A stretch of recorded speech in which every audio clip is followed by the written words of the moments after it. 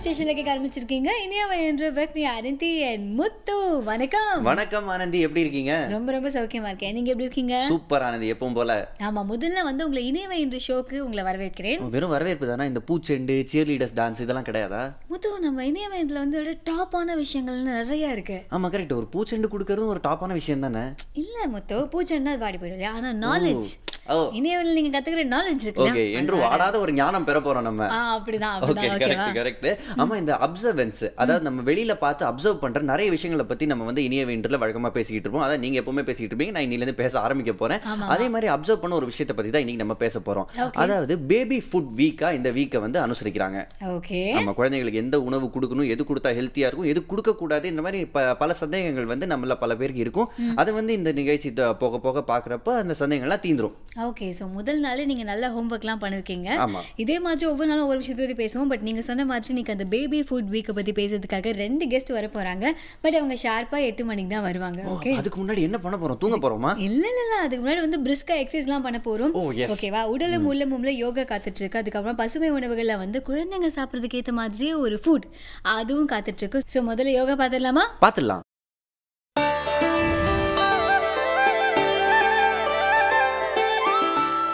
வாழ்க வளமுடன்.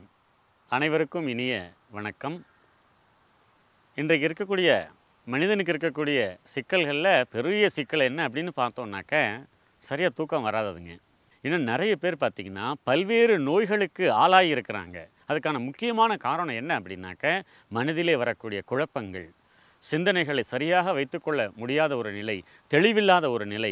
ஆக மனம் அமைதியாகவும் உடலில் இருக்கக்கூடிய இறுக்கங்களெல்லாம் மாறணும் அப்படின்னு சொன்னாக்க, இந்த பயிற்சி நாம் செய்தோம்னாக்க எப்படிப்பட்டவரும் செய்யலாம். இந்த பயிற்சியை எப்படி செய்கிறது அப்படிங்கிறத நம்ம பார்க்கலாம். மார்பு பகுதியை தளர்த்தி கொள்கிறோம். மார்பு பகுதி முழுவதிலும் இரத்த ஓட்டம், வெப்ப ஓட்டம், காற்றோட்டம், உயிரோட்டம் சீராக நன்கு நடைபெறுகிறது. மார்பு பகுதி போதுமான அளவு பலமும் வலிமையும் பெறுகிறது. மார்பு பகுதி ஓய்வு பெறட்டும். ஓய்வு பெற்று கொண்டிருக்கிறது. ஓய்வு, ஓய்வு, ஓய்வு. 2 தோள்களையும் கைகளையும் தளர்த்தி கொள்கிறோம். தோள்களிலும் கைகளிலும் இரத்த ஓட்டம், வெப்ப ஓட்டம், காற்றோட்டம், உயிரோட்டம் சீராக நன்கு நடைபெறுகின்றன. தோள்களும் கைகளும் போதுமான அளவு பலமும் வலிமையும் பெறுகின்றன. தோள்களும் கைகளும் ஓய்வு பெறட்டும். ஓய்வு பெற்று கொண்டிருக்கின்றன. ஓய்வு, ஓய்வு, ஓய்வு. கழுத்து பகுதியையும் உள்ளுறுப்புகளையும் தளர்த்தி கொள்கிறோம். கழுத்து பகுதி முழுவதிலும் இரத்த ஓட்டம், வெப்ப ஓட்டம், காற்றோட்டம், உயிரோட்டம் சீராக நன்கு நடைபெறுகிறது. கழுத்து பகுதி போதுமான அளவு பலமும் வலிமையும் பெறுகிறது. கழுத்து பகுதி ஓய்வு பெறட்டும். ஓய்வு பெற்று கொண்டிருக்கிறது. ஓய்வு, ஓய்வு, ஓய்வு. தலைப்பகுதி உள்ளுறுப்புகளை தளர்த்தி கொள்கிறோம். தலைப்பகுதி முழுவதிலும் இரத்த ஓட்டம், வெப்ப ஓட்டம், காற்றோட்டம், உயிரோட்டம் சீராக நன்கு நடைபெறுகிறது. தலைப்பகுதி போதுமான அளவு பலமும் வலிமையும் பெறுகிறது. தலைப்பகுதி ஓய்வு பெறட்டும். ஓய்வு பெற்று கொண்டிருக்கிறது. ஓய்வு, ஓய்வு, ஓய்வு. தலைப்பகுதி நன்றாக ஓய்வெடுத்து கொண்டிருக்கிறது. கழுத்து பகுதி நன்றாக ஓய்வெடுத்து கொண்டிருக்கிறது. தோள்களும் கைகளும் நன்றாக ஓய்வெடுத்து கொண்டிருக்கின்றன. மார்பு பகுதி நன்றாக ஓய்வெடுத்து கொண்டிருக்கிறது. வயிற்று பகுதி நன்றாக ஓய்வெடுத்து கொண்டிருக்கிறது. இடுப்பு பகுதி நன்றாக ஓய்வெடுத்து கொண்டிருக்கிறது.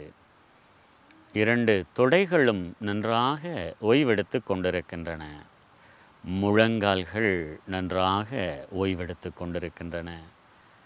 கால்கள் நன்றாக ஓய்வெடுத்து கொண்டிருக்கின்றன. பாதங்கள் நன்றாக ஓய்வெடுத்து கொண்டிருக்கின்றன. உச்சி முதல் பாதங்கள் வரை உடல் முழுவதும் பூரண ஓய்வு, உடலை மறந்த நிலையில் சுவாசக் காற்று உள்ளேயும் வெளியேயும் சென்று வருவதை மட்டும் கவனித்து கொண்டு இதே நிலையில் ஆழ்ந்த உறக்கம், மெதுவாக உறக்கம் வருகிறது. ஆழ்ந்த உறக்கம். உடலுக்கு முழு ஓய்வு, ஓய்வு, ஓய்வு, ஓய்வு. இப்பொழுது நாம் உடல் தளர்த்தல் பயிற்சியை நிறைவு செய்கிறோம். கைகளை மட்டும் மெதுவாக அசைத்து பார்க்கலாம். கால்களை மெதுவாக அசைத்து பார்க்கலாம். தலையை வலது பக்கம் இடது பக்கம் மெதுவாக திருப்பி பார்க்கலாம். உடலை மெதுவாக வலது பக்கம் இடது பக்கம் திருப்பி பார்க்கலாம். இப்பொழுது இடது கையை மட்டும் எடுத்து தலைக்கு மேலாக நீட்டி வைத்து கொள்ளலாம். உடலை இடது பக்கமாக திருப்பி வலது கையை ஊன்றி மெதுவாக எழுந்து அமர்ந்து கொள்ளலாம். சுகாசனத்தில் உட்கார்ந்து கொள்ளலாம். மிக அற்புதமாக அந்த பயிற்சி நம்ம பார்த்தோம் இல்லைங்களா? ஆக இந்த பயிற்சியினுடைய முக்கியமான நன்மை என்ன அப்படின்னு பார்த்தோம்னாக்க, உடலுக்குள்ளாராக இருக்கக்கூடிய எரிவு நிலை அது நீங்கி விடுகிறது. டென்ஷன், உள்ளுறுப்புகள் இருக்கக்கூடிய எல்லா உறுப்புகள் இருக்கக்கூடிய டென்ஷன் நீங்கி விடுகிறது. மிகவும் பர்டிகுலராக பார்த்தீங்கன்னு சொன்னாக்க, இப்போது இருதயம் அல்லது நுரையீரல் அல்லது சிறுநீரகங்கள் அல்லது சீரண மண்டலம் அல்லது முழங்கால், இப்படி எந்த உறுப்புலையாவது நமக்கு பிரச்சனை இருக்குது, ஒரு வலி இருக்குது அப்படின்னு நினச்சோன்னாக்க, அந்த ஒரு உறுப்பை மட்டும் அதிக நேரம் நம்ம கவனித்து நல்லா தளர்த்தணும் அப்படின்னு சொன்னாக்க அந்த இறுக்கங்கள் எல்லாம் ரிலீஸ் ஆயிரும். ஏன்னா ஏற்கனவே நம்ம கோவப்பட்டிருக்கிறோம், கவலைப்பட்டிருக்கிறோம் இல்லைங்களா? அந்த இறுக்கங்கள் அங்கே ஒரு சோர்வு மாதிரி இருந்துகிட்டே இருக்கும். அதெல்லாம் ரிலீஸ் ஆயிரும். அதே மாதிரி நம்ம ஒரு சுயமாக நல்ல எண்ணங்களை உள்ளே செலுத்தும் பொழுது அங்கே ஆற்றல் அதிகரித்து அந்த உறுப்புகள் இருக்கக்கூடிய சீவகாந்த தடைகள் எல்லாம் நீங்கி நல்ல உற்சாகம் கிடைக்கும். இப்போ நாம் இந்த பயிற்சியை ஒரு 10 நிமிஷம் செய்திருக்கிறோம். 6 மணி நேரம் தூங்கிய அளவிற்கு ஆற்றல் இதிலே கிடைக்கிறது. நல்ல உறக்கம் வரும். அதன் பிறகு நம்ம செய்யக்கூடிய செயல்கள் நல்ல சுறுசுறுப்பாக இருக்கும். இதை நீங்கள் அனுபவத்தின் மூலமாகவே நான் என்ன சொன்னாலும் நீங்களாகவே இதை செய்து பார்க்கும் பொழுது அற்புதமான மாற்றங்களையும் நல்ல நன்மைகளையும் பெற முடியும் என்று கூறி நிறைவு செய்கிறோம். நன்றி. வாழ்க வளமுடன். ஆனந்தி, உன்னை போன வாரத்துக்கு இந்த வாரம் பார்க்கப்போ ஒரு டிஃப்ரென்ஸ் தெரியுது. நீயும் இந்த மாதிரி யோகாலாம் ப்ராக்டிஸ் பண்ணுறியா? ஆமாம், கொஞ்சம் கொஞ்சம் பண்ணுறேன். தெரியுதான்? அப்படியே என்னெல்லாம் ஆசனங்கள் நீ பண்ணுற? இந்த மாதிரிலாம் பெரிய பெரிய கொஸ்டின்ஸ்லாம் கேட்கக்கூடாது மொத்தம். அது ஆக்சுவலி அவர் ஒவ்வொரு நாளைக்குமே உடல் மூலம் வெரைட்டியாக யோகாலாம் சொல்லிட்டு இருக்காரு. ஆமாம், இன்றைக்கும் சொன்னார். ஸோ அதனால அது அப்படியே மைண்டில் பதிஞ்ச உடனேவே அதை பண்ண ஆரம்பிச்சிடணும் அந்த மாதிரி. ஓகே. இப்போ அடுத்தது ஒரு விஷயம் வரப்போகுது. அதுவும் நம்ம மைண்டில் நல்லா பதிஞ்சுக்கணும். ஆமாம், ஏன்னா உணவுகள். Yes, exactly. அதை பற்றி தான் நம்ம பார்க்க போகிறோம். அதாவது புதுச்சேரி சரவணன் இருக்காருல்ல, இந்த மாதிரி உணவுகள் சாப்பிட்றதுனால என்னென்ன பெனிஃபிட் அப்படின்னு சொல்லுவார். இன்னைக்கு எதை பற்றி சொல்ல போறாருன்னா, பேரிச்சம்பழம் கீர். பேரிச்சம்பழங்கிறது குழந்தைங்களுக்கு ரொம்ப ஹெல்தின்னு கேள்விப்பட்டிருக்கேன். ஆமா, கரெக்ட். நமக்கு ரொம்ப ஹெல்தி, அயன் சத்துலாம் ரொம்ப நிறைய அப்படிம்பாங்க அதுல இருக்கிறது. சோ அதை வச்சு கீர் பண்ண போறாரு அப்படின்னா ஒரு சூப்பரான ரெசிபியா தான் இருக்க போகுது. ஆமா, கண்டிப்பா. சோ பசுமை உணவுகள்ல நம்ம சரவணன் சார் எப்படி சொல்றாங்க அப்படிங்கறத பாத்துடலாமா?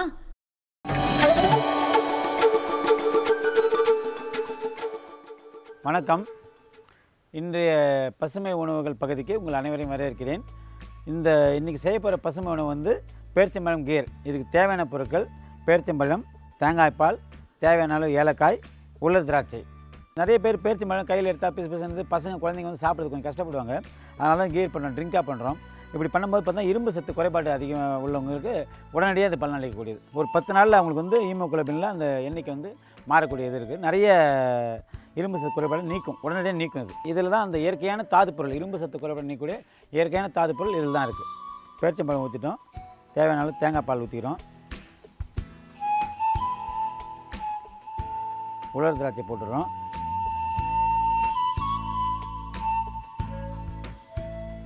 ஏலக்காய் ஒரு 4 ஏலக்காய் வாசனைக்காக போட்டுக்கிறோம்.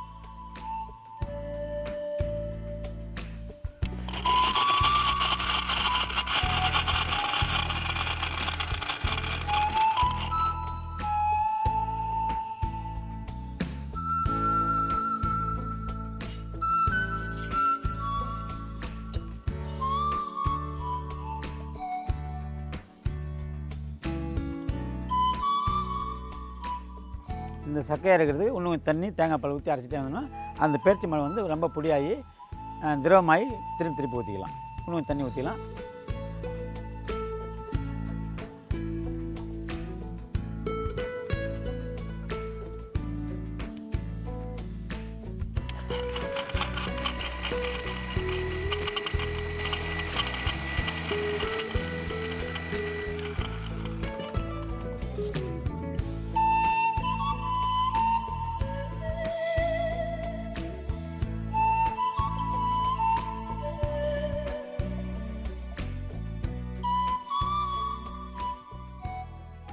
இது பார்க்குறதுக்கு ரொம்ப எளிமையாக இருக்கும். ஆனால் செஞ்சு சுவைச்சு பார்த்தா நாக்குக்கு மிகவும் சுவையாகவும் உடம்புக்கு ரொம்ப ஆரோக்கியமானமாகவும் இந்த பானம் இருக்கும். இது வந்து ஐஸ் கட்டி கலக்கூடாது. வேணால் குளிர்சாதன பெட்டியில் ஒரு 5 நிமிஷம் வச்சு கொடுத்தீங்கன்னா நம்ம வெளியில் சாப்பிட்ற வேறு வகையான பாதாம் கீரை விட இது மிகவும் சுவையாக இருக்கும். இப்போ பேரிச்சம்பழம் கீர் தயார்.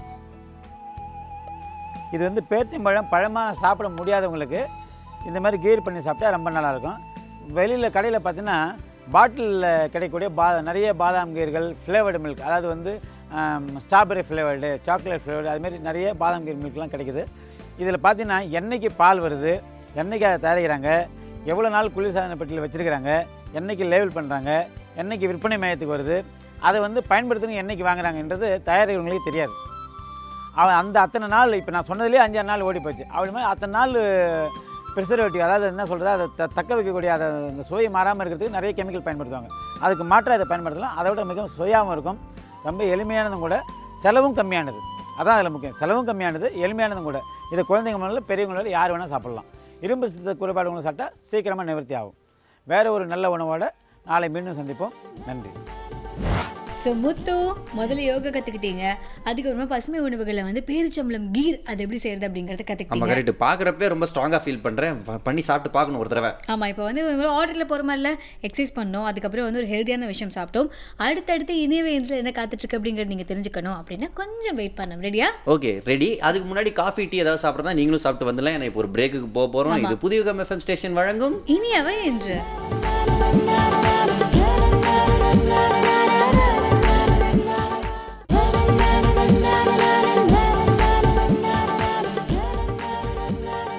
Welcome back. இது புதிய யுகம் FM ஸ்டேஷன் வழங்கும் இனியவை இன்று வித் முத்து அண்ட் ஆனந்தி.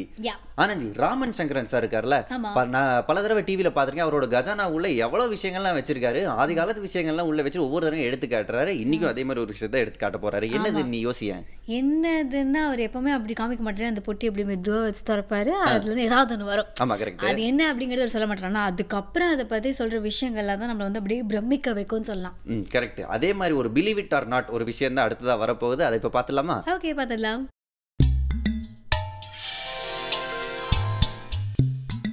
பொக்கிஷனில் இன்றைக்கி பார்க்க போகிற ஆன்டிக் ஒரு வித்தியாசமான பொருள், அதாவது ஒரு அத்தியாவசியமான பொருள் கூட சொல்லலாம். தீ அப்படின்னு ஒரு கான்செப்டை கண்டுபிடிச்சாங்க. அதாவது ஒரு 5000 வருஷத்துக்கு முன்னாடி தீன்னு ஒன்று கண்டுபிடிச்ச உடனே என்ன பண்ணுறாங்கன்னா விளக்கு, அதாவது தீபம், விளக்கு அப்படிங்கிறது ஒரு கான்செப்ட் வந்துடும். இப்போது தான் ஒரு 100 வருஷமாக நம்ம எலக்ட்ரிசிட்டி இருக்குது. அதுக்கு முன்னாடிலாம் கொஞ்சம் யோசிச்சு பாருங்கள். 4000 வருஷத்துக்கு 5000 வருஷமாக மக்கள் வாழ்ந்திருக்காங்க. அவங்க எப்படி இருட்டில் இருந்திருப்பாங்க? விளக்கு அப்படிங்கிறது தான். அந்த விளக்கு எப்படி இருந்திருக்கும் அப்படிங்கிறது தான் இந்த நிகழ்ச்சியில் நம்ம பார்க்க போகிறோம். ஒரு 3000-4000 வருஷமாக ஒரு விளக்குங்கிற ஒரு கான்செப்ட் எப்படி இருந்ததுன்னா இப்படி தான் இருந்தது. இது மண்ணால் செய்யப்பட்ட ஒரு விளக்கு. இது பேர் தெரக்கோட்டா, இங்கிலீஷில் தெரக்கோட்டா சொல்லுவாங்க. இது 4 முகம் இருக்கும். இந்த மாதிரி 5 முகம், 8 முகம், 12 முகம். இதுதான் ஒரு 4000 வருஷமாக பழக்கத்தில் இருந்தது. சோழர் காலத்துக்கு அப்புறம் தான் மெட்டல் அப்படிங்கிற ஒரு கான்செப்ட் வந்தது. அந்த மெட்டல் கான்செப்ட் எப்படி இருந்துக்குன்னா சாதாரண விளக்கு, அதாவது குத்து விளக்குன்னு சொல்லுவாங்க. ஆனால் இன்றைக்கி பார்க்க போகிற ஒரே ஒரு டைப் ஆஃப் விளக்கு மட்டும்தான் இன்றைக்கி பார்க்க போகிறோம். அது என்ன விளக்குனா காமாட்சி விளக்குன்னு பேர். இது ஏன் காமாட்சி விளக்குன்னு பேர் வந்ததுன்னா, இந்த பார்த்திங்கன்னா இதில் ஒரு காமாட்சியோட உருவம் இருக்கும், அது சுற்றி 2 யானை இருக்கும். இந்த விளக்கை வச்சு தான் காமாட்சி விளக்குன்னு. இந்த காமாட்சி விளக்கு எல்லா தமிழ்நாடு, கேரளா எல்லா இடத்துலையும் யூஸ் பண்ணியிருக்காங்க. ஒரு 250 வருஷம் இது ஒரு டாமினேஷன் இருந்திருக்குது. இந்த காமாட்சி விளக்கு இது கேரளாவில் பயன்படுத்தினது. இது வைஷ்ணவிட், அதாவது சங்கு சக்கரம் நாமம்ங்கிற ஒரு கான்செப்டில் நடுவில் பார்த்திங்கன்னா நாமம் இருக்கும். அது ஸோ வைஷ்ணவிட். இதே வைஷ்ணவிட் தமிழ்நாட்டில் எப்படி இருக்குன்னா இப்படி தான் இருக்கும். அது இது விளக்கில் இங்கே விளக்கு எண்ணெயை விட்டு இங்கே திரியை போட்டு ஏற்றுவாங்க. இது மினிமம் இந்த கெப்பாசிட்டி எண்ணெய்க்கு மினிமம் ஒரு 2 மணி நேரத்துலேருந்து 3 மணி நேரம் இந்த விளக்கு எரியும். அந்த மாதிரி வடிவமைச்சிருப்பாங்க. இது கடவுளுங்கிற ஒரு கான்செப்ட் வர்றதுனால இதில் நாமம் இருக்குது. விஷ்ணுவோட ஒரு நாமம் போட்டிருப்பாங்க. இந்த மாதிரி நிறைய விளக்கு கிடைக்கிது. அதில் ஒரு வித்தியாசமான ஒரு விளக்கு எதுனா இந்த விளக்கு தான் ஒரு வித்தியாசமான விளக்கு. அது இந்த விளக்கு பார்த்தீங்கன்னா ஹேங் பண்ணுற மாதிரி ஒரு இருக்குது. அதே மாதிரி தூக்குற மாதிரி ஒரு கை உருவத்தோடு இருக்கிற இந்த விளக்கு பாருங்கள். இந்த விளக்கில் என்னெல்லாம் விசேஷம் அப்படின்னு பார்த்தீங்கன்னா, இது ஒரு மூடி மாதிரி ஒரு கான்செப்ட் இருக்குது. இதில் எண்ணெய் விட்டுருவாங்க. எண்ணெய் எப்படியும் ஒரு 1/2 லிட்டர் எண்ணெய் பிடிக்கும் அது. அப்புறம் இது 4 முகம் இருக்குது. 4 முகத்துலையும் திரியை போட்டு ஏற்றி விட்டீங்க மேலே மாட்டினீங்கன்னா அந்த ரூம் ஃபுல்லாக இன்றைக்கி ஒரு 60 100 வாட்ஸ் பல்புக்கு என்ன பவர் வருமோ அந்த பவர் இதில் நிச்சயமாக வரும். அதே மாதிரி இதை வந்து அட்ஜஸ்ட் பண்ணி போடலாம். இந்த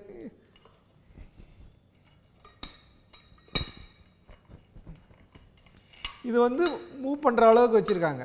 ஸோ இந்த மாதிரி வந்து நிறைய ஒரு 10-15 இருக்கும். அதை வந்து இதில் வந்து மாட்டினீங்கன்னா இந்த ஹைட்டு போகும். ஸோ ஒரு ரூமோட ஹைட்டுக்கு எவ்வளோ விளக்கு வேணுமோ அல்லது படிக்கிறதுக்கு கீழே வேணும்னா கீழவும் வச்சுக்கலாம். இந்த பேஸ்மெண்ட் வச்சு கீழே நிற்கும். இதை அட்ஜஸ்ட் பண்ணுறதுக்கு இதை ஸ்க்ரூ ட்ரை பண்ணியிருக்காங்க. இது ஸ்க்ரூவை கழட்டிட்டு இதை எடுத்து தேய்க்கிறதுக்கோ க்ளீன் பண்ணுறதுக்கோ அல்லது இந்த ஹைட்டை அட்ஜஸ்ட் பண்ணுறதுக்கோ இது எல்லாமே இந்த மாதிரி பயன்படுத்துகிறாங்க. மேலும் இதில் ஒரு சிறப்பு என்ன அப்படின்னா இது வந்து இந்த லைட் ரிஃப்ளெக்ஷன் அப்படின்னு ஒன்று, அதாவது கண்ணாடியில் வந்து ரிஃப்ளெக்ட் ஆகிற மாதிரி ஒரு ரிஃப்ளெக்டர் இருக்குது. இதில் வந்து ஒரு ஹூக் வரும். இந்த ஹூக்கில் இந்த பைப்பில் இதை மாட்டி இது சைடில் மாட்டிடுவாங்க. ஸோ இது காற்று அடித்தா கூட வந்து அந்த விளக்கு வந்து அணையாமல் இருக்கிறதுக்கு ரிஃப்ளெக்ஷன் இது வந்து பளபளன்னு தேய்ச்சிங்கன்னா இதுலேருந்து கண்ணாடி மாதிரி ரிஃப்ளெக்ட் ஆகிறதுக்கும் ஒரு சின்ன கான்செப்ட் தான். ஆனால் அதை எவ்வளோ அழகாக பயன்படுத்தியிருக்காங்க பாருங்கள். இதோட டேட் எப்படின்னு பார்த்தீங்கன்னா ஒரு 150லேருந்து 200 வருஷத்துக்கு முன்னாடி ஒரு பழைய பொருள். இது எல்லார் வீட்லேயும் பயன்படுத்துகிற ஒரு பொருள். கீழே பார்த்தீங்கன்னா இது திறக்கிற மாதிரி வேறு ஸ்க்ரூ பண்ணி வச்சுருக்காங்க. இது வந்து திறந்தான்னா இதெல்லாம் எடுத்து க்ளீன் பண்ணுறதுக்கு செப்பரேட்டாக எடுத்துகிட்டு போகலாம். ஏதாவது வெளியில் எடுத்துகிட்டு போனால் கூட இது ட்ராவல் பண்ணுறதுக்குன்னா எல்லாத்தையும் கழட்டி ஒரு சின்ன பேக்கில் கொண்டு போயிடலாம். அவ்வளோ ஒரு அழகான அமைப்பு.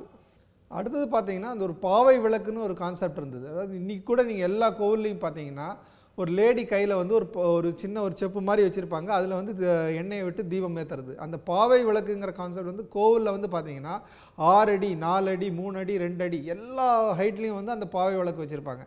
ஏன்னா ஏற்கனவே கோவில் வந்து இருட்டாக இருக்கும். அதில் வெளிச்சமாக வரத்துக்கு வேண்டி தான் அந்த விளக்கு வந்து பயன்படுத்தியிருக்காங்க. அந்த மாதிரி பாவை விளக்கு எப்படி இருக்குன்னா இந்த மாதிரி தான் இருக்கும்.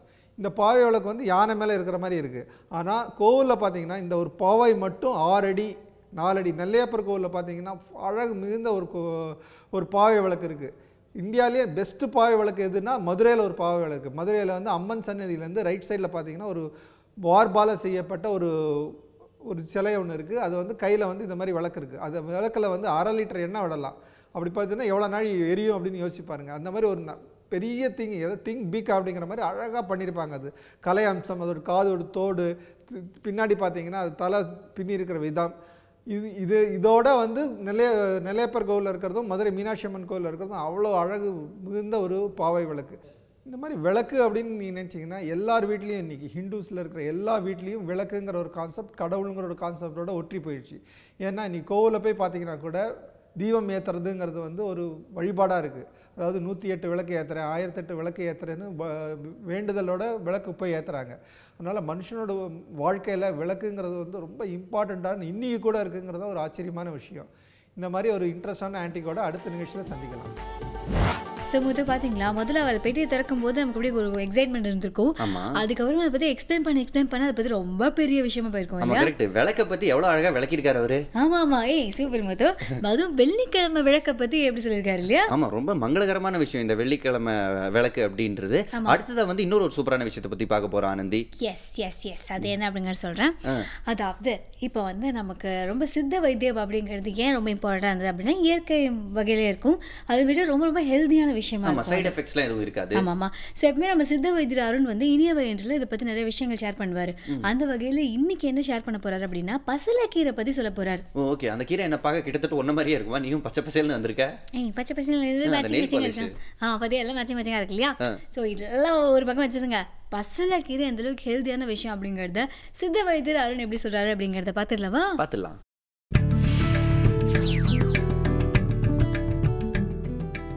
நலம் அன்புடன் பகுதியில் இன்றைக்கு நாம் பார்க்கக்கூடிய மூலிகை பசலைக்கீரை. இது மூலிகைன்னு சொல்கிறத விட கீரைன்னு சொல்லலாம். எல்லாருக்கும் தெரிந்த கீரை தான், நம்ம உணவில் பயன்படுத்தக்கூடிய கீரை. பசலைக்கீரைன்னு சொல்லும்போது அது ஒரு கொடி, அது கொடியாக வளரக்கூடியது. வீட்டிலேயே வளர்க்கலாம், தொட்டியில் கூட வளர்க்கலாம். ஃப்ளாட்ஸில் இருக்கவங்க கூட தொட்டியில் வச்சு நம்ம சிட் அவுட்டில் கூட அதை தொங்க விடலாம். பார்க்குறதுக்கும் அழகாக இருக்கும். நல்லது ஒரு உணவுப் பொருளாகவும் அது பயன்படும். பொதுவாக உணவுப் பொருளாக பயன்படும் சொல்லும்போது அந்த கீரையை சமைச்சு சாப்பிட்ற வழக்கம் எல்லாருக்குமே இருக்குது. அந்த கீரையோட மருத்துவ பலன் என்னென்னு பார்த்தீங்கன்னா அந்த கீரை வந்து உடலில் ஏற்படக்கூடிய வெப்பத்தை குறைக்கக்கூடிய ஆற்றல் மிகவும் முடியாது. அதாவது உடலில் அதிகப்படியான சூடு உள்ளவங்களாம் இந்த பசலைக்கீரையை சமைச்சு சாப்பிடும்போது நல்லது ஒரு உடலுக்கு குளிர்ச்சி உண்டாக்கக்கூடிய தன்மை அந்த பசலைக்கீரைக்கு உண்டு. உடல் வெப்பத்தை குறைக்குன்னு சொல்லும்போது வெப்பத்தினால் பிறக்கக்கூடிய அனைத்து வியாதிகளையுமே கண்ட்ரோல் பண்ணக்கூடிய ஆற்றல் இந்த பசலைக்கீரைக்கு உண்டு. அதாவது வெப்பம் அதிகமாகும் போது ஏற்படக்கூடிய நீர்க்கட்டு, அதாவது சிறுநீர் அதிகமாக போகாமல் இருக்கிறது, சிறுநீர் எரிச்சல், மலச்சிக்கல் போன்ற அனைத்து வியாதிகளுமே இந்த பசலைக்கீரையை தொடர்ந்து சாப்பிடும்போது நமக்கு வந்து குறையும். பசலைக்கீரையை நம்ம வந்து பாசிப்பருப்போடு சேர்ந்து கடைஞ்சி சாப்பிட்ற வழக்கம் எல்லாருக்குமே இருக்கும். அந்த பசலைக்கீரை மிகவும் சுவையான ஒரு கீரையாகவும் இருக்கும். குழந்தைகள் முதல் பெரியவர்கள் வரையும் மறுப்பு எதுவும் சொல்லாமல் சாப்பிடக்கூடிய மிக சுவை மிகுந்த ஒரு உணவு பதார்த்தங்களில் இந்த பசலைக்கீரையும் ஒன்று இல்லையா. அந்த பசலைக்கீரையை வந்து நம்ம தொடர்ந்து உணவில் பயன்படுத்தும் போது இந்த மாதிரியான சூடு பிரச்சனைகள் எல்லாத்துலேயுமே குணம் கிடைப்பதோடு மட்டும் இல்லாமல் உடலுக்கு நல்ல ஒரு ஆற்றலையும் கொடுக்கக்கூடியது. அதில் இருக்கக்கூடிய விட்டமின்ஸ், மினரல்ஸ் எல்லா கீரைகளும் இருக்க மாதிரி இந்த கீரைகளையும் முக்கியமாக கால்சியம் அதிகமாக இருக்குது, எல்லா மினரல்ஸுமே இருக்குது, எல்லா விட்டமின்ஸுமே இருக்குது. அதை தொடர்ந்து நம்ம சாப்பிடும்போது உடலுக்கு நல்லதொரு ஆற்றலை கொடுக்கக்கூடிய விஷயமும் அதில் இருக்குது. இன்னும் இதை மருந்து பொருளாக எவ்வாறு பயன்படுத்தலாம் அப்படின்னு கேட்டிங்கன்னா, பசலைக்கீரை இலையை வந்து சாறு பிழிஞ்சிக்கிட்டு அதோடு கற்கண்டும் கலந்துக்கிட்டு, அதாவது கற்கண்டு நம்ம குழந்தைகள் கொடுக்கும்போது கற்கண்டு சேர்த்து கொடுக்கும்போது ஈஸியாக அந்த மருந்தை எடுத்துக்கும், அப்சார்ப்ஷனுக்கும் அது நல்லா உதவி செய்யும். அதே மாதிரி இலைச்சாரோட கற்கண்டை சேர்த்து அதை கலக்கி அதை ஒரு 2-3 துளி வரைக்கும் குழந்தைகளுக்கு கொடுக்கும்போது சூட்டினால் ஏற்படக்கூடிய நீர்க்கோவை, ஜலதோஷம் சொல்லுவோம், அது வந்து சரியாகும். அதே சாரை நம்ம வந்து குழந்தைகளோட உச்சியிலையும் தடவுனோன்னா அந்த நீர்க்கோவை குணமாகிறதுக்கும் வாய்ப்பு இருக்குது. குழந்தைகளோட வெளிப்புறமாகவும் பயன்படுத்தி உள்புறமாகவும் 2-3 சொட்டு கொடுக்கும் பொழுது நீர்க்கோவைன்னு சொல்லக்கூடிய ஜலதோஷம் குணமாகும். இன்னும் சில குழந்தைகள் அழுதுகிட்டே இருக்கும், என்ன காரணம்னே தெரியாமல் அழுதுகிட்டே இருக்கும், சூட்டுனால சிறுநீர் சரியாக இறங்காமல் இருக்கலாம். அந்த மாதிரியான குழந்தைகளுக்கும் இந்த உள்ளு கொடுக்கும்போது வெளியிலையும் அதை பயன்படுத்தலாம். வயிற்றுக்கு அடி வயிற்றில் வந்து அதை தடவும் போது அந்த சிறுநீர் நன்றாக இறங்கி அந்த குழந்தையோட அழுகை உடனடியாக நிற்கக்கூடிய ஒரு சூழ்நிலையும் உருவாகும். பெரியவருக்கு ஏற்படக்கூடிய சிறுநீர் எரிச்சலுக்கு அந்த இலைச்சாரை தொடர்ந்து ஒரு 15 நாட்கள் சாப்பிடும்போது அந்த சிறுநீர் எரிச்சல் முற்றிலுமாக குணமாகும். இன்றைக்கு ஏற்படக்கூடிய நவீன ஆய்வுகள் எல்லாமே இந்த பசலைக்கீரையில் ஆன்டி ஆக்சிடென்ட் ப்ராப்பர்ட்டி இருக்கிறதா வந்து கண்டுபிடிச்சிருக்காங்க. ஆன்டி ஆக்சிடென்ட் ப்ராப்பர்ட்டினா உங்களுக்கு எல்லாருக்குமே தெரியும். அதாவது உடலை இளமையாக வைத்திருக்கக்கூடிய அது செல் சிதைவை தடுக்கக்கூடிய பொருள் இந்த பசலைக்கீரையில் இருக்குன்னு கண்டுபிடிச்சிருக்காங்க. இன்னும் சொல்லப்போனால் ஆன்டி ஆர்த்ரைட்டிக்ஸ், அதாவது முட்டு வலி வரக்கூடிய இதை தடுக்கக்கூடிய சத்தும் இந்த பசலைக்கீரையில் இருக்குன்னு கண்டுபிடிச்சிருக்காங்க. அந்த இலைக்கு மைல்டு ஆன்டி டயபெட்டிக் ஆக்டிவிட்டி இருக்குன்னு கண்டுபிடிச்சிருக்காங்க. தொடர்ந்து பயன்படுத்தும் போது ஆரம்ப நிலையில் உள்ள சர்க்கரை வியாதியை குணப்படுத்தக்கூடிய ஆற்றலும் இந்த பசலைக்கீரைக்கு இருக்குன்னு கண்டுபிடிச்சிருக்காங்க. நம்ம சாதாரணமாக வீட்டில் வளர்க்கக்கூடிய ஒரு கீரை தான். அதை இந்த மாதிரியான நம்ம பயன்படுத்தும் போது பல்வேறு நோய்களிலிருந்து விடுபடுவது மட்டுமல்லாமல் நோய் வராமல் நம்மளை காத்துக்கொள்ளவும் உடல் நல்ல நிலையில் இருக்கவும் இந்த மாதிரியான கீரைகளை தொடர்ந்து பயன்படுத்தி நலம் பெறலாம். பசலைக்கீரையில் இவ்வளோ விஷயம் இருக்கா அப்படிங்கறத நீங்க இதுக்கு முன்னாடி பார்த்ததே இல்லையா? சத்தியமா இவ்வளோ விஷயங்கள் இருக்குன்னு தெரியாது எனக்கு. கீரை எல்லா வகைகளும் ரொம்ப நல்லது அப்படிம்பாங்க உடம்புக்கு. அதுல என்னதுன்னா நம்ம என்ன ஆராய்ச்சி பண்ணிட்டு இருப்போம், வீட்டில் அம்மா செஞ்சா அப்பப்போ சாப்பிட்டு விட்டுருவோம், நல்லதுன்னு சொல்லிடுவாங்க, நம்மளும் எடுத்து வாயில போடுவோம். ஆமா கரெக்ட். இன்னைக்கு வீட்டுக்கு போயிட்டு அம்மாவை ஸ்பெஷலா பண்ண சொல்ல போறேன் நான் இந்த பசலைக்கீரையை. முத்துவான நீங்க மட்டும் இல்ல, சின்ன வயசுல வந்து நிறைய குழந்தைங்க இந்த கீரை சாப்பிட்டதுக்கு ஒரு முக்கியமான காரணமே ஒரு கார்ட்டூன் கேரக்டர் தான். பாப்பா இது செயிலர் மேன் அப்படின்ற பாட்டோட வந்துருவாரு அவரு. அதாவது அவரோட ஹீரோயினான ஆலிவ் ஆயில ப்ளூட்டோன்ற வில்லன் கிட்ட இருந்து காப்பாற்றணும்னு சொல்லிட்டு அவர் வந்து ஃபர்ஸ்ட் நல்லா அடி வாங்குவாரு. அதுக்கப்புறம் தமிழ் பட ஹீரோ எங்க இருந்தோ சக்தி வரும்ல, அதே மாதிரி வந்து ஒரு டப்பா ஸ்பினாச் எடுத்து சாப்பிடுவாரு. அதுக்கப்புறம் போய் வில்லனை தம்சம் பண்ணிட்டு ஆலிவ் ஆயில காப்பாத்திட்டு வந்துருவாரு. ஆமா ஆமா. சோ இப்போ வந்து நம்ம அவர் என்ன இன்ஸ்பயர் பண்ணிருந்தாரு அப்படின்னா, குழந்தைங்க கிட்ட வந்து உனக்கு சக்தி வேணுமா, நீ வந்து பசலைக்கீரை சாப்பிடு அப்படிங்கிற மாதிரி அவர் வந்து இன்ஸ்பயர் பண்ணி வச்சிருந்தாரு. சோ அந்த வகையில இப்போ குழந்தைங்க எதெல்லாம் சாப்பிடலாம் சாப்பிடக்கூடாது அப்படிங்கறத பத்தி டீடைல்டா இந்த பேபி ஃபுட் வீக்ல நம்ம கிட்ட சொல்றதுக்காக 2 கெஸ்ட் கொஞ்ச நேரத்துல வர போறாங்க. ஆமா, ஒரு பீடியாட்ரிஷியன் மற்றும் ஒரு டயட்டீஷியன் வர போறாங்க நம்ம நிகழ்ச்சியில. அது இன்னும் கொஞ்ச நேரத்துல ஒரு பிரேக் அப்புறம் வந்துகிட்டு இருக்கு. ஆமாமா, புதியுகம் எஃப்எம் ஸ்டேஷன்ல இது இனியவை இன்று.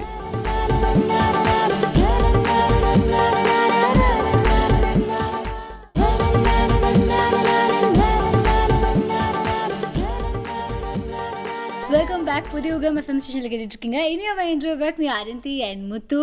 எஸ் ஆனந்தி, இன்னைக்கு வந்து நம்ம முன்னாடியே சொன்ன மாதிரி பேபி ஃபுட் வீக், அதனால அதை பத்தி பேசுறதுக்காக இப்போ நம்ம ஸ்டுடியோக்கு 2 கெஸ்ட் வந்திருக்காங்க. அவங்களை இன்ட்ரோடியூஸ் பண்ணிடலாமா? எஸ், முதல்ல யார் வந்திருக்காங்க அப்படின்னா டயட்டீஷியன் பவானி வந்திருக்காங்க. வணக்கம். வணக்கம்.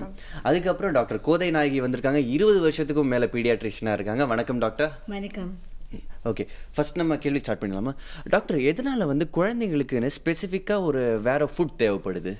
குழந்தைங்களுக்குன்னா அது 1 வயசுக்குள்ளே தான் வேறு ஃபுட்டு. அது வந்து குழந்தைங்களுடைய மூளை வளர்ச்சி ரொம்ப அதிகமான வளர்ச்சி அந்த 1 வயசுக்குள்ளவே வந்துடுது. அதனால் அவங்களுக்கு நல்ல ஊட்டச்சத்தாக இருக்கிற, அவங்களால எல்லா டைஜஸ்டிவ் என்சைம்ஸும் வந்திருக்குன்னு சொல்ல முடியாது, அவங்களால டைஜஸ்ட் பண்ணக்கூடிய உணவாகவும் இருக்கணும், அது ஈஸியாக அவைலபிள் சுலபமாக கிடைக்கிற உணவாகவும் இருக்கணும். அதனால் குழந்தைங்களுக்குன்னு ஒரு ஸ்பெசிஃபிக்காக தனி ஃபுட்டு தேவைப்படுது. ஓகே. அதுலேயும் அந்த 1 இயரில் வந்து ஃபர்ஸ்ட் 6 மந்த்ஸ் வந்து வெறும் தாய்ப்பால் தான் குடிக்கிறது பெஸ்ட் அப்படின்னு சொல்கிறாங்க இல்லையா? அதுக்கான காரணம் என்ன அப்படிங்கிறதையும் சொல்லுங்கள். என் கூடவே அந்த கொலஸ்ட்ரம் அதை பற்றியும் சொல்லுங்கள். ஓகே. ஸோ ஒரு குழந்தை பிறந்ததுக்கப்புறம் 1/2 மணி நேரத்துக்குள்ளேயே வந்துட்டு தாய்ப்பால் கொடுக்க ஆரம்பிச்சிடணும் ஒரு நார்மல் டெலிவரியில். சப்போஸ் அது வந்து ஒரு சிசேரியன் செக்ஷனாக இருந்தால் ஒரு 4 ஹவருக்குள்ளேயே வந்து தாய்ப்பால் கொடுக்க ஆரம்பிச்சிடலாம்.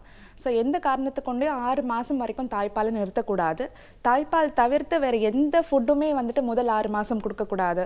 ஒரு தண்ணி கொடுக்கக்கூடாது, அப்புறம் வந்து தேன், சக்கரை தண்ணி, அந்த மாதிரி எந்த ஒரு வெளி ஃபுட்டுமே நமக்கு வந்து முதல் 6 மாதத்துக்கு தேவையில்லை. கொலஸ்ட்ரம்ன்றது வந்து சீமப்பால்னு சொல்லுவாங்க. அது வந்து ஒரு குழந்தை பிறந்து ஒரு 2-3 நாள் வரைக்கும் அந்த தாய்க்கு சுரக்கும்.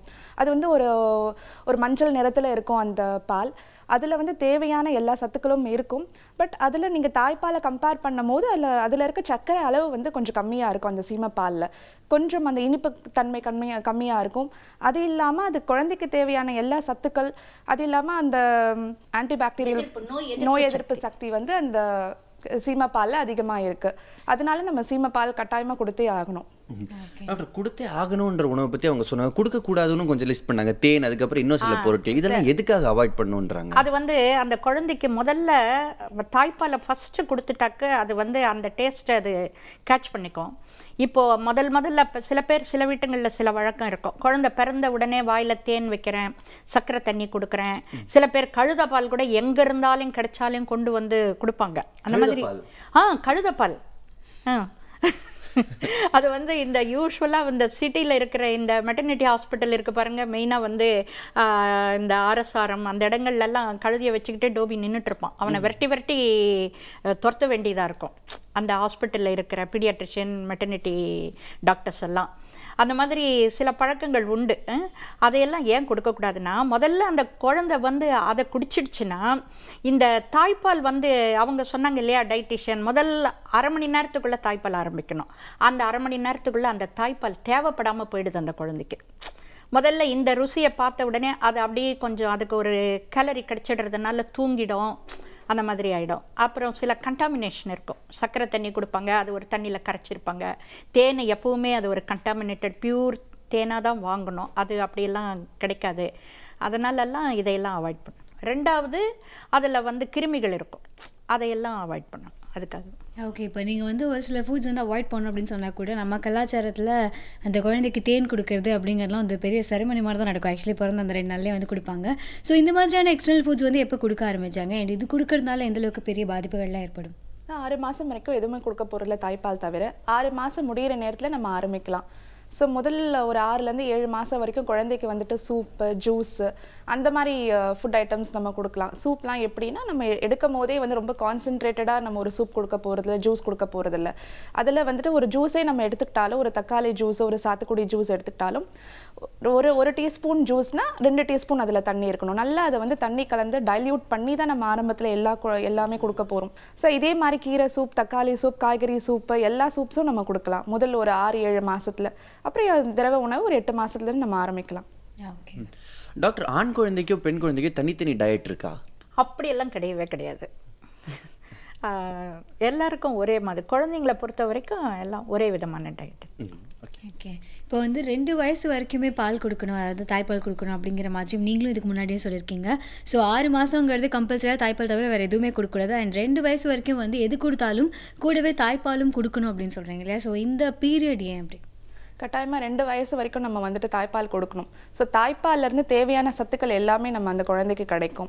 பட் என்னென்னா வந்துட்டு நம்ம எத்தனை தடவை கொடுக்க போகிறோன்றது வந்து கொஞ்சம் சேஞ்ச் ஆகும். முதல்ல 6 மாதம் வெறும் தாய்ப்பால் மட்டும் கொடுக்க போகிறோம். 6 மாதத்துலேருந்து 1 வருஷம் வரைக்கும் அந்த தாய்ப்பால் அளவோடு கூட சேர்ந்து நம்ம மற்ற உணவுகளும் கொடுக்க போகிறோம். 1 வருஷத்துலேருந்து 2 வயசு வரைக்கும் அந்த தாய்ப்பால் கொடுக்குற நேரங்கள் கம்மியாகும், அந்த ஃப்ரீக்வன்சி ஆஃப் பிரஸ்ட் ஃபீடிங் வந்து கம்மியாகும். கூட வந்துட்டு நம்ம அதிகமான மற்ற உணவுகள் கொடுக்க போகிறோம். ஒரு 3 to 4 times ஆகுது மற்ற ஃபீடிங், அவுட் சைட் ஃபீடிங் கொடுக்க போகிறோம். ஓகே டாக்டர், குழந்தைங்களுக்கு வந்து டேஸ்ட்டு எப்போ தெரிய ஆரம்பிக்குது, எவ்வளோ மாதத்தில் தெரிய ஆரம்பிக்குது, எந்த ஆர்டரில் இந்த மாதிரி நம்ம டேஸ்ட்டை வந்து இன்ட்ரடியூஸ் பண்ணணும்? குழந்தைங்களுக்கு டேஸ்ட்டுன்னு தனியாக அதுக்கு வந்து டேஸ்ட்டு ஆரம்பத்திலேயே தெரிஞ்சிடும். ஆனால் நாம் வந்து ரொம்ப டேஸ்ட் இருக்கிற மாதிரி ஒரு உணவை அதுக்கு பிறந்த குழந்தைக்கு காட்டிட்டோம்னா அது தாய்ப்பாலை விரும்பி குடிக்காது. அதனால் இப்போது நீங்கள் புட்டி பால் இந்த ஃபார்முலா மில்க்லலாம் எடுத்திங்கன்னா அதில் கொஞ்சம் சுகர் அதிகமாக தான் இருக்கும். அதனால தான் சொல்கிறது, அந்த ஃபுட்டை கொடுத்துட்டு தாய்ப்பாலை வந்து அது அவ்வளவா வந்து இனிப்பு குறைச்சல் தான் தாய்ப்பாலில். அதனால் முடிஞ்ச வரைக்கும் நம்ம வந்து தனிப்பட டேஸ்ட்டு இதை சர்க்கரை சேர்த்தி கொடுக்கறது, தேன் சேர்த்தி கொடுக்கறது, இதையெல்லாம் குழந்தைக்கு தராமல் இருக்கிறது நல்லது. அந்த மாதிரியே பழகிட்ட குழந்தை, ஈவன் 1 வயசான குழந்தைக்கு கூட நீங்கள் நிறைய சுகர் போட்டு ஒரு இது கொடுத்தீங்கன்னா அந்த சுகர் இருக்கிற உணவு தான் அது ரொம்ப விரும்பும். அது ஸ்கூலுக்கு எல்கேஜிக்கு போனாலும் சரி, யூகேஜிக்கு போனாலும் சரி, எனக்கு நிறைய சுகர் போட்டு கொடு அப்படின்னு கேட்பாங்க. அதனால் ஒரு மிதமான டேஸ்ட்டே வந்து அந்த குழந்தைங்களுக்கு நம்ம வச்சுட்டு இருக்கிறது எப்போவுமே நல்லது. எந்த வயசில் அப்போ கொடுக்க ஆரம்பிக்கலாம்? இப்போ நல்ல இனிப்பான உணவோ இல்லை வேறு ஏதாவது டேஸ்ட்டோ எவ்வளோ மாதத்துக்கு அப்புறம் கொடுத்தா சேஃப் அப்படின்னு இல்லை. நீங்கள் வந்து 1 வயசு ஆனதுமே வந்து குழந்தைக்கு ஃபேமிலி பாட்டுன்னு சொல்லுவாங்க. அதாவது அந்த குடும்பத்தில் என்ன சாப்பிட்றாங்களோ அந்த உணவு தான் அந்த 1 வயசு குழந்தைக்கு. தனியாக வந்து குழந்தைக்கு டேஸ்ட்டுன்னு ஒன்றத்தை இன்ட்ரடியூஸ் பண்ண போகிறதில்ல. நம்ம அந்த பேரண்ட்ஸ் என்ன சாப்பிட்றாங்க அது அந்த குழந்தை சாப்பிட போகுது. அது வெஜிடேரியனோ நான் வெஜிடேரியனோ எந்த உணவாக இருந்தாலையும் சரி. அதனால் தனியாக ஒரு டேஸ்ட்டுன்னு ஒன்றும் இன்ட்ரடியூஸ் பண்ணுறதில்ல. 1 வயசுக்குள்ளே இருக்கிற குழந்தைக்கு நம்ம முடிஞ்ச வரைக்கும் அதிகமான இனிப்பு சத்து சேர்த்து கொடுக்காமல் இருக்கிறது நல்லது. ஏன்னா அந்த குழந்தை வந்து அது வந்து இந்த சுகர் டூத்துன்னு சொல்லுவாங்க, அந்த மாதிரி அந்த இனிப்பையே ரொம்ப விரும்பும். அதனால் எது கொடுத்தாலையும் வேண்டான்னு தள்ளிடும். அது இட்லியாக இருந்தால் கூட எனக்கு சர்க்கரை போட்டு தான் கொடுக்கணும் அப்படின்ற மாதிரியான ஒரு பழக்கம். குழந்தைங்க ரொம்ப சீக்கிரம் பழக்கத்துக்கு அடிமையாயிடுவாங்க. அஃப்கோர்ஸ் எல்லாருமே பெரியவங்களும் தான், ஆனாலே குழந்தைங்க ரொம்ப சீக்கிரம் அதை மாற்றுறது ரொம்ப கஷ்டம். அதனால தான் சொல்கிறது, ரொம்ப இனிப்பு சத்து வந்து ரொம்ப குழந்தைங்களுக்கு சேர்த்த வேண்டாம். ஓகே. ஆனால் மூத்து இதை பார்த்துருக்கீங்களா? நம்ம வந்து ஒரு வீட்டில் பெரிய போராட்டமே நடக்கும் ஒரு குழந்தை சாப்பிட்றதுக்கு அப்படின்னு பார்க்கும்போது. ஆமாம், எங்கள் அக்கா குழந்தை ஒன்று இருக்குது வீட்டில், சின்ன குழந்தை. அவளுக்கு வந்து நான் விளையாட்டு காட்டிக்கிட்டு இருக்கணும், எங்கள் அக்கா ஊட்டுவாங்க. கிட்டத்தட்ட அந்த ப்ராசஸே ஒரு 2 மணி நேரம் போகும். சுற்றி வீட்டை சுற்றி ஓடும். நானும் சேஸ் பண்ணிகிட்டே போவேன் அவளை. அப்போ தான் அந்த குழந்தை சாப்பிடும். ஆமாம், எந்த அம்மா கிட்ட போய் கேட்டாலுமே அவங்க வந்து குழந்தைய பற்றி அப்படியே கொஞ்சம் அப்படியே க்யூட்டாக சொல்லிட்டே இருப்பாங்க. திடீர்னு ஆனால் இந்த சாப்பிட்றதுக்குள்ளே அப்படின்னு ஆரம்பிச்சாங்கன்னா அது பெரிய கதையாக போகும். யூஸ்வலாக இந்த தாய்ப்பால் குடிக்கிற குழந்தைங்க வந்து மற்ற உணவுகளை வந்து அதிகமாக சாப்பிட்றது இல்லை அப்படிங்கிற மாதிரியான ஒரு விஷயமும் இருக்குது. என் கூடவே இன்னொரு டவுட்டும் இருக்குது. குழந்தைங்களுக்கு வந்து அம்மா சாப்பிட்ற உணவோட டேஸ்ட் வந்து தாய்ப்பாலில் தெரியுமா என்ன? அம்மா சாப்பிட்ற உணவோட நியூட்ரியன்ஸ் வந்து தாய்ப்பாலில் தெரியும் டெஃபினட்டாக. ஸோ அவங்க அம்மா என்ன சாப்பிட்றாங்களோ அதில் இருக்க அந்த நியூட்ரியன்ஸ் தான் அந்த பால் வழியாக அந்த குழந்தைக்கு போகும். ஸோ அது டெஃபினட்டாக உண்டு. பட் சில ஃபுட் ஐட்டம்ஸ் வந்துட்டு அதோட தாக்கம் உண்டு. இப்போ நீங்கள் பார்த்தீங்கன்னா அதிக அளவில் பூண்டு எடுத்துக்கிறது. பட் ஆனால் பூண்டு எடுத்துக்கிறது வந்து தாய்ப்பால் சுரக்கிறதுக்கு ஒரு வழி இருக்குது. பட் அதிக அளவு வந்து பூண்டு எடுத்துக்கிறது, சில வகையான ஸ்பைசஸ் எடுத்துக்கிறதுலாம் அந்த பாலில் தெரிய சான்சஸ் உண்டு. பட் பெரிய அளவில் உங்களுக்கு அந்த மாற்றம் இருக்காது. ஸோ நம்ம முன்னாடியே பேசுகிற மாதிரி இந்த 2 வயசு வரைக்கும் தாய்ப்பால் கொடுக்கணும்னு சொன்னீங்க. ஆனால் தாய்ப்பால் கொடுக்கும்போது இந்த குழந்தைங்களுக்கு வந்து மற்ற உணவுகள் மேலே அந்தளவுக்கு இன்ட்ரெஸ்ட் இருக்க மாட்டேங்குது, இல்லைன்னா துரத்தி கொடுக்க வேண்டியதாக இருக்குது. இதுக்கு என்ன காரணம்? ஸோ ஃபர்ஸ்ட் ஆஃப் ஆல் வந்து பாலில் இருக்க அந்த டேஸ்ட்டு. ஸோ லாக்டோஸ் கண்டென்ட்டுன்னு சொல்கிற அந்த கார்போஹைட்ரேட் வந்து ரொம்ப ஜாஸ்தி இருக்குது நம்மளோட தாய்ப்பாலில். அது ஒரு விதமான காரணமாக இருக்கலாம்.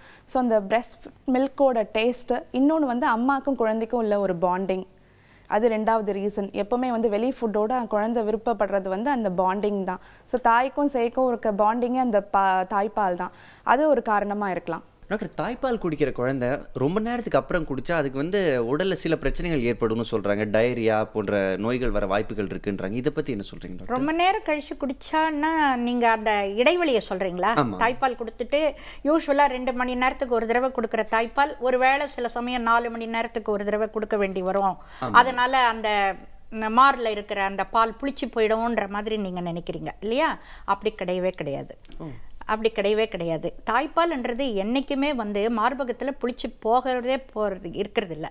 அது வந்து ஏதாவது இன்ஃபெக்ஷன் இருந்தால், ஒரு ஆப்சஸ், அந்த கட்டி இந்த மாதிரி இருந்தால் வேணால் நம்ம சில சமயம் வந்து அந்த பால் புளிச்சு போயிடுமோன்னு சொல்லிட்டு அவாய்ட் பண்ணலாம். அதை இது பண்ணி எடுத்துருவாங்க. மற்றபடி அது எத்தனை மணி நேரம், சில குழந்தைங்க பாருங்கள், பிறந்த குழந்தைங்க தூங்கிட்டே இருக்கும். அதுக்கு காலையில் சிலது பகல் நேரத்தில் தூங்குற பழக்கம் இருக்கும், சிலது ராத்திரி தூங்குற பழக்கம் இருக்கும். கண்டினியூஸாக ஒரு 5 மணி நேரம் தூங்கி எழுந்த பின்னாடி பாலுக்காக அழும். அதுக்குள்ளே அந்த 5 மணி நேரத்தில் அந்த அம்மாவுடைய தாய்ப்பால் புளிச்சு போயிருக்குமோன்னு நினைக்க வேண்டிய அவசியம் கிடையாது. ஏன்னா தாய்ப்பால்ன்றது அந்த குழந்தை எப்போ வாயை வச்சு அது சூப்ப ஆரம்பிக்குதோ அப்போ தான் அது வந்து சுரக்கவே செய்யுது. அது ஒன்றும் அங்கே மார்பகத்தில் தேங்கி கிடக்கலை. அதனால் அது சுரக்கிறதே அந்த நேரம் தான். அதனால் அது எப்போவுமே ஃப்ரெஷ்ஷாக இருக்கும். அது புளிச்சு போகிறதுக்கான காரணமே கிடையாது. எப்பவுமே முத்து ஆப்ஷன்ஸ் நிறைய இருக்கும்போது காம்ப்ளிகேஷன்ஸும் ஜாஸ்தி ஆகிக்கிட்டே போகுது இல்லையா? கரெக்ட். சூஸ் பண்ணுறதுக்கு நிறைய இருந்தால் நம்ம எதை சூஸ் பண்ணுன்றது எப்பவுமே ஒரு கஷ்டமான சாய்ஸ் ஆயிரும். ஆமாம்மா. இப்போ வந்து நம்ம எவ்வளோ டிஸ்கவரி சேனல்லாம் பார்க்குறோம், அதெல்லாம் வந்து அனிமல்ஸ்லாம் பார்த்தோன்னா அதுவா வளருது, அது அம்மா வந்து நார்மலாக பார்த்துக்கிறாங்க, அந்த குழந்தை அப்படியே பெருசாகுது, பெரிய அனிமல் ஆகுது, ஒரு நேச்சுரலான ஒரு ப்ராசஸ் அது. ஆனால் நமக்கு வந்து இப்போ எப்படி அந்த காலத்தில் வந்து குழந்தை பிறந்து வளருது அப்படிங்கிறது ரொம்ப சிம்பிளான விஷயமா இருந்திருக்கும். இப்போ அதில் எவ்வளோ காம்ப்ளிகேஷன்ஸ், எவ்வளோ சந்தேகங்கள் இல்லை? ஆமாம் கரெக்ட். நிறைய சந்தேகங்கள். ஏன்னா சின்ன குழந்தைய பார்த்துக்கிறதே ரொம்ப கஷ்டம். எதையாவது எடுத்து வாயில போட்டுக்கும், அது என்னதுன்னு நமக்கு தெரியாது. வீட்டில் சின்ன சின்ன பொருட்கள் தரையில் ஏதாவது இருந்துச்சுன்னா அதை எடுத்து வாயில போட்டுக்கு. ஸோ பார்த்துக்கிறது வந்து ரொம்ப கேர்ஃபுல்லாக நம்ம பார்த்துக்க வேண்டிய ஒரு விஷயம். ஆமாம் ஆமாம். அதுவும் இப்போ வந்து நம்ம பேசணும் 6 மாதம் வந்து கண்டிப்பாக ஃபீடிங் வந்து வெறும் பிரெஸ்ட் ஃபீடிங் மட்டும்தான் இருக்கணும், அது தவிர வந்து 1 year 2 years வரைக்கும் கண்டிப்பாக தாய்ப்பால் கொடுக்கணும் அப்படின்னு பற்றி பேசிட்டு இருக்கோம். ஆனால் இப்போ இருக்க அந்த ஒர்க்கிங் விமன் இவங்களாம் எந்த அளவுக்கு இது பாசிபிலிட்டிஸ் இருக்கும், அவங்களுக்கு வந்து விருப்பம் இருந்தால் கூட எவ்வளோ கஷ்டமாக இருக்கும் அப்படிங்கிறது நமக்கு புரியுது. ஸோ இவ்வளோ காம்ப்ளிகேட்டான விஷயம், அதாவது இந்த பேபி ஃபுட் வீக்கில் பற்றி பேசிக்கிற நிறைய விஷயங்கள் இருக்குது. தொடர்ந்து பேசலாம். புதிய யுகம் FM ஸ்டேஷனில் இது இனியவை இன்று.